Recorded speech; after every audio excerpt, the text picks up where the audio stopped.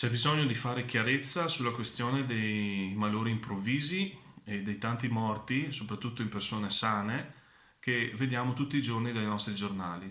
C'è bisogno di chiarezza. Il messaggio è stato lanciato qualche giorno fa dalla CUB, la Confederazione Unitaria di Base, che ha scritto a sindaci, ad assessori e a consiglieri comunali per chiedere, alla vigilia di una nuova campagna vaccinale anti-SARS-CoV-2, di verificare se in passato ci siano stati, oppure no, effetti avversi sulla popolazione. Con la lettera che come CUB Veneto abbiamo trasmesso ai sindaci, assessori e consiglieri comunali di tutti gli enti locali del Veneto, abbiamo voluto sollevare la cortina di silenzio che è calata sugli effetti della vaccinazione di massa della popolazione avvenuta nel 2021 contro il virus SARS-CoV-2. E chiederemo i dati alle varie aziende sanitarie del Veneto e vorremmo anche interessare la magistratura.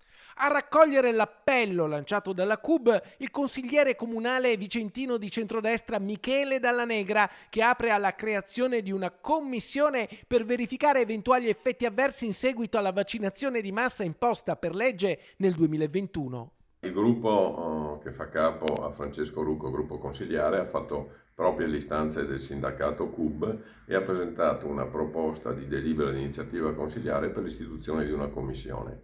Lei il sindacato, anche perché essendo un sindacato è a contatto col mondo del lavoro, ci ha sottoposto tutta una serie di temi che vogliamo approfondire in questa commissione, perché con la salute non si scherza.